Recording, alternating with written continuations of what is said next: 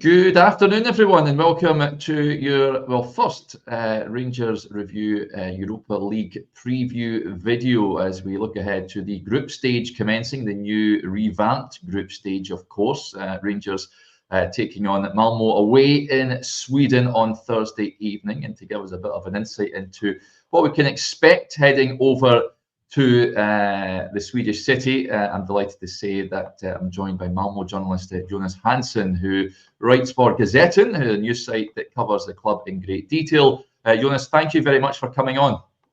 Thank you so much for having me. Looking ahead to this game, I had a little peek at how Malmo have been getting on recently, and it's fair to say that they're doing pretty well.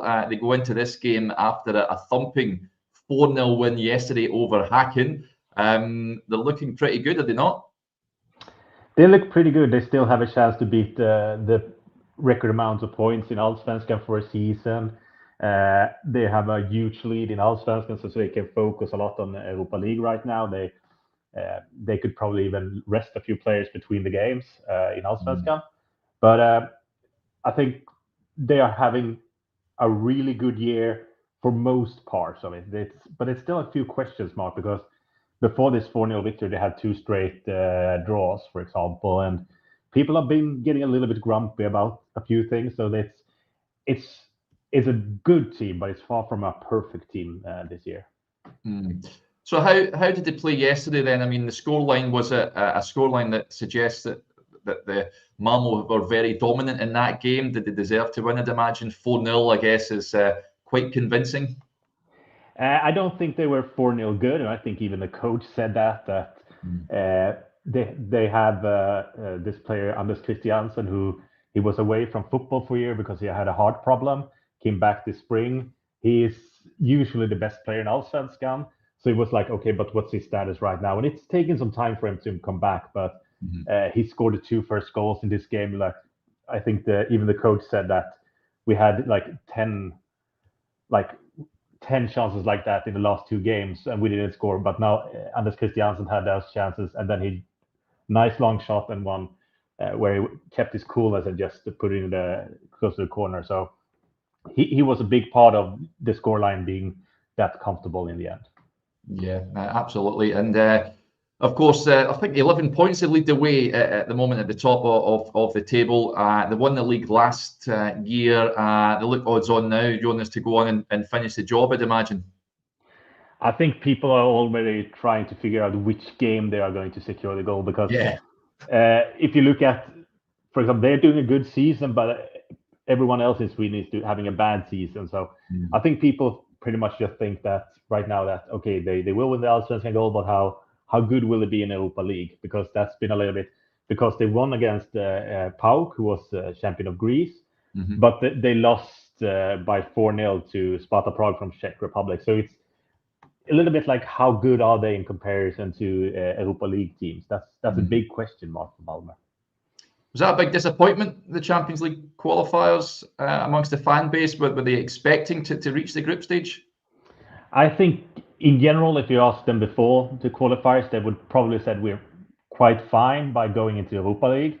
But I think people were a little bit disappointed that Sparta Prague wasn't maybe 4-0 good against Malmo FF, but it didn't really feel that Malmo had a huge chance. They had a chance because they had a penalty away when they were down 2-0, and that could have changed things. But other than that, it just felt like Sparta Prague was like one level above Malmo in quite a lot of things.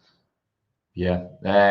Henrik, was it Rydstrom or Rydstrom, the coach? Can you tell us a little bit about him? Because he's enjoyed real good success at the club, hasn't he? And then what sort of style of play does he like to adopt there?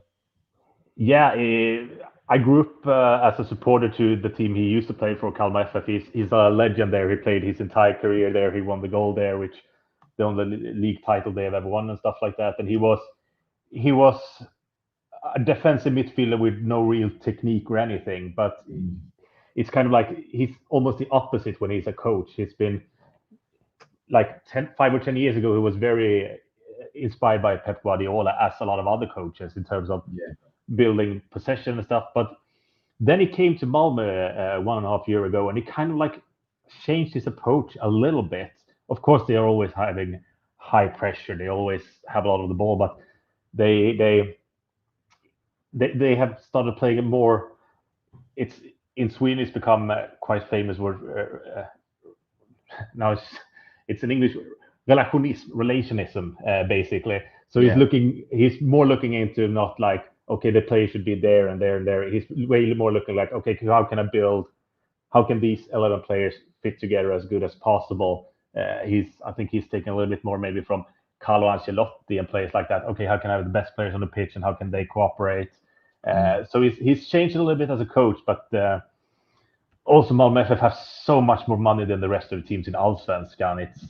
I looked it up a few years ago. It's basically like Bundesliga without Dortmund, like Malmo FF, Bayern Munich, and then there's of course Bayern Munich can sometimes lose the league title as we saw with Bayer Leverkusen, but they have so much more money because they were in the Champions League a few times. They have sold a lot of players. They had a record sale this summer, Nanasi to Strasbourg in France.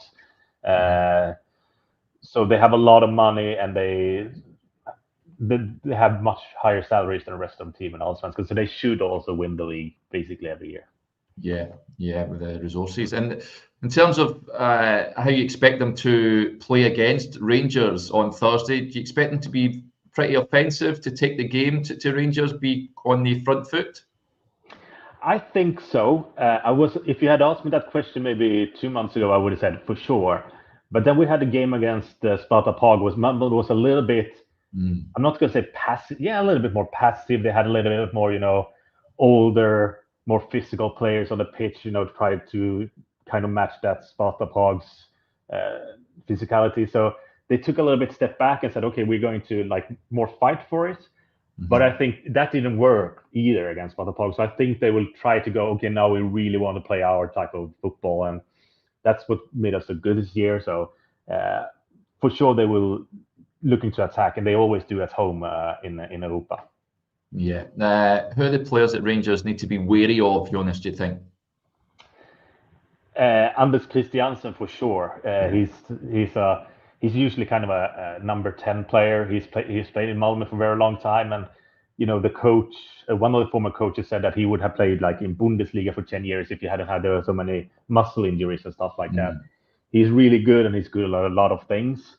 And then if there's anyone else, I think right now they haven't been good at corners the last 2 months, but they started the season basically scoring on corners every single game, basically. And a big part of that was Pontus Jansson. He was the captain at Brentford in Premier League. He left them despite being a starter to come back to Sweden. So him on set pieces will also be a factor, I think. And they have a lot of other players, but they've been like a little bit up and down with how they have performed so far. So it's a little bit difficult to say who will have a great game except those two. Yeah, now I wanted to ask you about Pontus because I used to cover a lot of Leeds United back in the day, and I spoke to Pontus a few times, and he never hid his love for Malmo. He's always obviously a big supporter and back playing for his beloved club. What's his form been like? Is he in his relationship with the fans? I guess you guys, Malmo fans, love him there. That is the most difficult question you could ask right now, because there has been a few months ago there were some supporters. They got into prison because they had some fights with some other fans, and then they could show that Pontus Jansson, he was no part of this at all, but he was in a chat group with a few of these guys, so that became a major media story. I want to stress Pontus had nothing to do with fights or anything, but he had connections with these guys, and then so that's been a big part of it. But I think in general, people really like him in Malmö. I think some of them are a little bit spoiled. So when he came back last summer, he didn't perform, like he wasn't the best player in Allsvenskan by any standards at that point. And I think some people were a little bit disappointed, like, okay, why doesn't he dominate here? He should go in and be basically the best player in Allsvenskan. And I think even during the spring, I don't think he even was the best center half, because there was Derek Cornelius, who they sold to Olympique de Marseille, a Canadian center half. But he's actually stepped up the last few weeks, I would say, and started to perform really well. And when he's performing well, they basically never concede any goal scoring chances whatsoever. So he's very important for them now, especially with the sale of Cornelius to Olympique de Marseille. Yeah, but there's another player that was linked to Rangers. I can't remember when, but a year or so ago, Eric Botheim, the former Bodo Glimt player. How is he getting on with Malmo? He's kind of a fascinating guy because, as you said, he had his big breakthrough in Bodo Glimt. He was bought by a Russian club just before the invasion of Ukraine, and then he left, and then he got to Serie A, didn't perform. So he tried to have a new start in Malmo this winter, and then he came and he was so good. He scored a lot of goals, and he wasn't even really in his perfect position because he was playing maybe sometimes more of a 10, despite him being quite an obvious central striker. But they have another central striker, so he had to adjust a little bit. But he did it perfectly until the summer, and then obviously he scored a goal last game and made an assist. But there's been 2 months now where it's like, what happened to Botheim? He's just completely disappeared. So his form has been first great and then down, and now Malmö FF fans are hoping that this game, the last game they had, that it was kind of like bouncing back to his old self. And I mean, in terms of Rangers have played at the stadium a couple of seasons or a couple of years down the years, and not had much luck. Lost on 2 occasions under Ali McCoist at the team, and then of course Steven Gerrard's side in that Champions League qualifier. Do you expect it to be a bit of a red hot atmosphere, Jonas? What can the players expect when they walk out the tunnel? Yeah, I think they, like 10 years ago, this was, in terms of the number of attendances, it was an absolutely insane wall of noise from Malmö FF supporter when they got into Champions League the first time in 2014, when they played against Red Bull Salzburg and clubs like that, and even Celtic, and everyone's in the opposition team said, okay, shit, this is difficult. Even Maurizio Sarri a few years ago, when he was a coach for Chelsea, he said like, this was like little Napoli, basically. It was that kind of, but it's been a little bit up and down the last few years. But in general, they have a really good reputation at home. The supporters, they are making a lot of noise in Europe. Malmö FF have won, I think it's 13 of the 14 last home games in Allsvenskan. So they're really good at home as well. They have like, I think the goal difference in those 14 games is like 39-5 or something like that. So they're really, I think that's usually their strength in Europe, is the home games and like the noise and how everyone comes together. I think that has been maybe the difference maker in a lot of European games. It usually is a difficult arena to play in. Yeah, and of course, looking at some of the fixtures the Malmo have got coming up, I like to, well, apart from Rangers, Karabag, Olympiacos, you've got Besiktas, of course, Ferencvaros, Galatasaray, FC20 and Slavia Prague. Looking at those games, Jonas, is qualification from the group stage achievable, do you think? I think so. I think I've seen some sort of simulations where it's like you have to take about 10 points or something like that to have a good chance to go through. I think that's something Malmö FF kind of reaches for. I think if you look at the draw, they don't have those extremely difficult games, but they don't also have those really simple ones. They have a lot in the middle. Like a lot of games are supposed to be like versus Rangers right now. It's supposed to be quite even in a lot of those games. So I think they're kind of counting right now that they probably should go through, but we'll see. It depends a little bit on if they can like keep this up, because they have been a little bit worse after the summer break, dropping a few more points than usual and being quite bad away from home and stuff like that. So we'll see, but absolutely they want to go through. Yeah, Scott Gervin gets in touch. Says, let's not forget Cholak. It'll be a really difficult challenge this time around again, in all honesty. Interesting fixture, yeah, absolutely. A number of Rangers Malmo connections, of course, not only Antonio Cholak, like I think Robert Fritz played for Malmo famously back in the day. Jonas Tern, I think, before Jonas, Joshan Bjorklund, I think, played for Malmo, if I'm not mistaken, as well. So a number of links there. It will be intriguing. How do you see it going on Thursday, Jonas?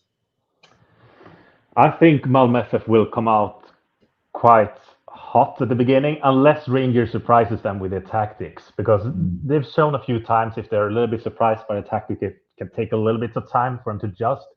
But if they know what they're getting when they play Rangers, I think they will come out hot, and I think they will be difficult to play against the first 10-15 minutes. And then Rangers should just aim to keep a clean sheet during those minutes, and then see if they can eat into the game. I think that's basically what's going to happen. But it's also like I've been selling this team because supporters are really happy right now. They won 4-0. They are top of the table by a huge margin. They won against PAOK from Greece, but they've also been like, okay, but 0-0 away to this team. Okay, we lost home to this. Okay, so I don't think people really know exactly what to expect when they turn on Malmo FF on the telly. So we'll see. But I suspect Malmo FF will go out and try to be as brave and as intense as they can. Yeah, interesting. And I think it probably around a couple of thousand Rangers fans heading over to the game, Jonas. In terms of the atmosphere in and around the ground, is there plenty of like little bars and things like that? Is it safe for them to mingle amongst the Malmo fans who'll be dotted around the ground? There is one square, like 15-minute walk, but that's usually for Malmo FF fans. So the area just around the stadium is quite boring. It's just apartments and a big park, basically. So but Malmo FF, it's kind of a small centrum, so you can always there's always half an hour walk to basically anything here. So it's quite small, but I think that if you want to be in Malmo, you shouldn't plan to being just around the stadium, because then you'll have quite a boring time. I'll take that. I'll take your advice, because I'm heading over myself. So I'll make sure to try and position myself where there's a bit more lively activity. But it's been great having you on, Jonas. Thank you very much for your insight into Malmo. Let's hope we get a good game, and Fox, let's hope we get a more positive Rangers result, certainly from my perspective, than we have witnessed in recent years at the Malmo Stadium. But thank you for coming on. Thank you so much for having me. There you go, folks. A preview into Thursday night's big Europa League group stage opener against Malmo. Hopefully you've enjoyed that. I will be on a little bit later on with Chris, so hopefully you can join us for that. We're going to discuss the big talking points from John Gilligan's press conference this afternoon. Until then, we'll speak to you a little later on. Bye for now.